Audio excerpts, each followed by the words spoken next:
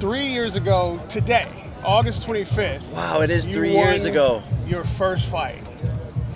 You just now realize that? Someone told me that this was coming up, but now I just realized that it was today. You know, it's weird because I've been saying like, oh, I've been fighting for 4 years or something, and then I realized it's really actually only been 3 years. And to think that the level that this has gotten in 3 years is pretty absurd, pretty crazy. But this is my 3-year boxing anniversary. Wow. On that night, you told me that boxing triggered a lion instinct in you, and you could do whatever you wanted. Now you stand at downtown Cleveland, your hometown, the biggest pay-per-view draw of a non-traditional boxer this Sunday. Talk to me about the emotional journey to this moment. You know, there's been a lot of ups and downs in my life, and this means so much to me. I don't think it's fully hit me yet, what I'm doing and what I'm accomplishing. Everything's happened so fast. You know, I've fought however many times, 4 times now in the past 18 months, so I've been busy. I haven't really had time to reflect. That's why at the workout just now I was sort of just looking around, like this is the city that built me, crafted me into who I am, and I was trying to soak it all in because I don't think you live moments like this twice. This is a once-in-a-lifetime opportunity to come back to my city and have a massive fight and to put on an amazing show and to inspire the young kids here. So it's been a crazy journey, and I feel like it's so much has happened, but I also feel like I'm just starting. And lastly, Jake, a moment like this, it doesn't come from most athletes. What is it that you consider yourself to be right now in Cleveland? Is it a fighter? Is it a celebrity? Is it a celebrity boxer? I think just a hometown hero, you know. Not many kids, you know, make it out of this city and do big things. And I want to prove to them that they can. And I want to put on an amazing show, knock this guy out, and go down in the history books. You know, not many fights have happened in Cleveland, so hopefully we can make some history here, and this one can be remembered forever. How confident are you feeling ahead of this weekend? I quite literally couldn't be any more confident. You know, this is what I do it for. This is game time, show time.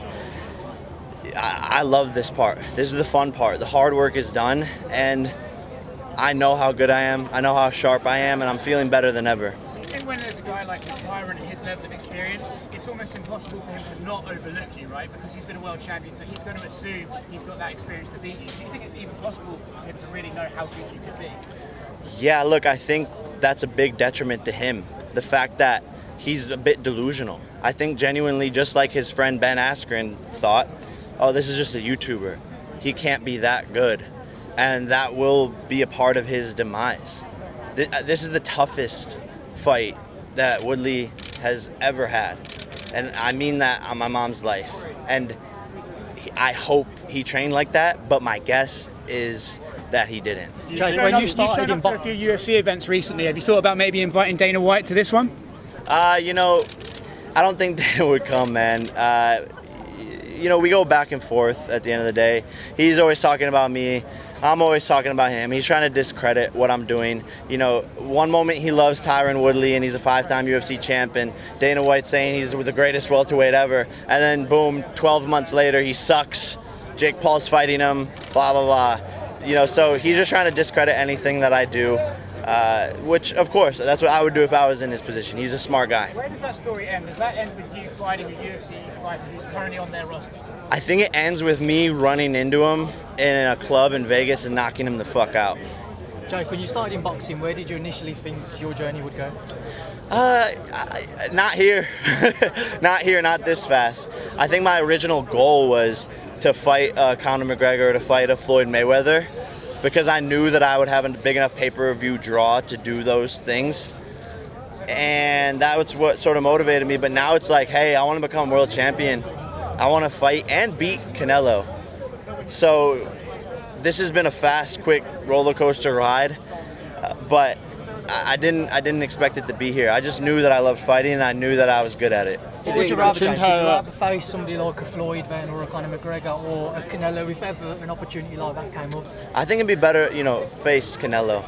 You know, I think he's in his prime, and I seen what Yildirim, the Turkish warrior, did. He quits in the corner.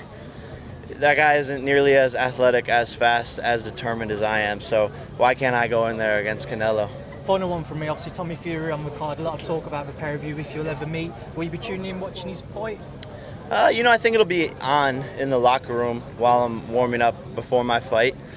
He's fighting my sparring partner. I think it's going to be a good fight. I'm excited to see his skill. I'm excited to see how he performs under pressure. He's never been at a stage like this. He's never been in the U.S., and he's got a tough fight ahead of him. Hey, Jake, that hit list that you put out, you added extra names like a Gervonta Davis. You put a nice tweet out there, based off the playing thing, but is that a thing, both of you guys pay-per-view, Showtime fighters, or is that just kind of a little fun? It could be a thing. It could be a thing. Who else is a big boxer out there that is becoming a household name, that is young, active, and can actually sell pay-per-views? So that's why I put his name on there.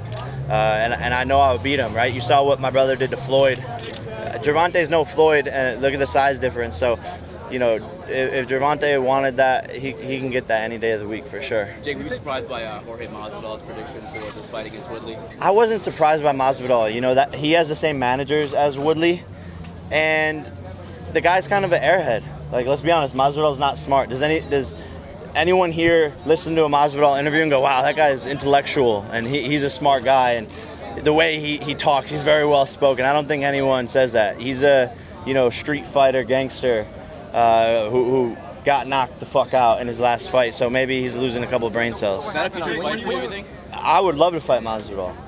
I think it could very, very much so happen. Jake, so originally when you fought Ben Askren, he was all supporting all stuff, and then you kind of just switched up and put some tweets, kind of saying, all right, well, why did you change? You went from a supporter to now kind of discrediting and picking against you. Ben Askren? Oh no, Masvidal. He was rooting for, he kind of had. Look, hoes will be hoes, bitches will be bitches.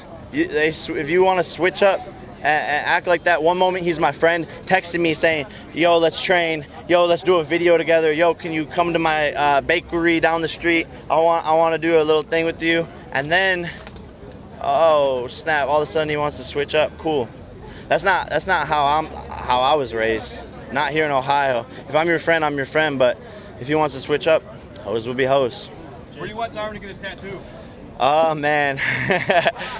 I think he's going to get it on the bottom of his foot, but we have a tattoo artist coming to the fight, so he has no excuses. Who's the tattoo artist? Tattoo Baby. Yeah. So she's world famous, one of the best tattoo artists. So I'm excited because I'm gonna send her into his locker room after the fight.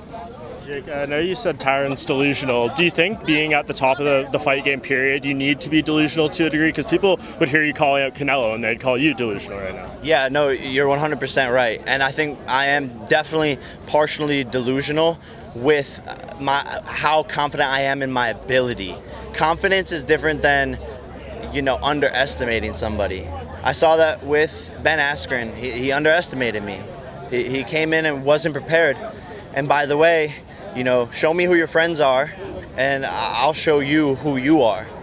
So Ben Askren and Tyron Woodley are hanging out. They're buddies. If Ben's an idiot, Tyron's an idiot. That's the way I look at it. Hey, did you get a chance to see the Pacquiao fight? Just curious, because I know you're a big boxing fan, big boxing mind. Yeah, I saw it. Ugas fought an amazing fight, and Father Time catches up to these people. You see it with Mayweather. You see it with Pacquiao now. And Ugas was prepared, man, and was counter-punching, throwing that overhand right, not letting Pacquiao get off. So credit to him, and, Pacquiao's still a legend. He's one of my inspirations. I love the guy. I wish him nothing but the best, but, sometimes you got to hang it up. Jake, is the hat just a Disney kid? Is that something to remind you of your past at all, or is it just more of a marketing type of thing? A little bit of both. A little bit of a troll. It's just Tyron saying, this is just a Disney kid.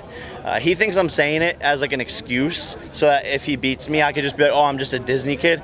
It's not at all. It's just because I think it's hilarious. I posted a video today wearing a face mask with pigtails. I'm just an idiot. I don't know. I'm just having fun, trolling, making fun of the fight game. Everyone takes it too seriously and tries to be so macho. I'll walk out to the damn fight with a fucking dress on and a tutu and beat his ass. Hey Jake, what do you make of the physique of Tyron in terms of coming into a boxing match? I'm kind of curious to pick your brain on that. He looks good. He looks in shape. The six-pack is back. you know, he looks good. We'll see. He looks like he's coming in 195, 200. That's what he's walking around at. So we're both going to cut down to 190 for this.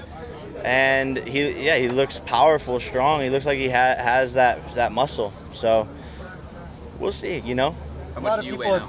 I'm walking around at like 199, 198 right now. A lot of people have stated that when you come in with that much muscle, it's not good for boxing. Are you guys kind of thinking he might have conditioning issues in the fight? You know, muscle doesn't win fights, of course. You know, he has had fatigue issues in the past.